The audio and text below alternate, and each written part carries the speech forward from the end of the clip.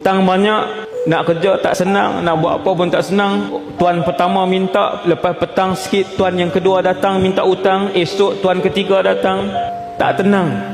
Maka para sahabat ketika mana tidak tenteram, ketika mana dilanda kesedihan, ketika mana hidup dipenuhi dengan masalah, para sahabat mencari masjid, mencari Allah.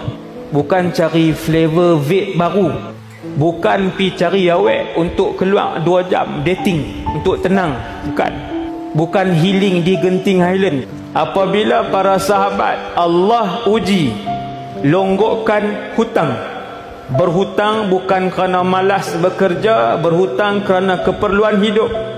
Bila Nabi masuk, Nabi tanya kenapa, dia pun bagi tahu, Nabi pun ajarkan, ya Aba Umamah, aku ajar satu doa, kamu amal doa ini, Allah hilangkan kekusutan kamu, Allah hilangkan kerisauan kamu, Allah mudahkan urusan pembayaran hutang kamu. Masya Allah.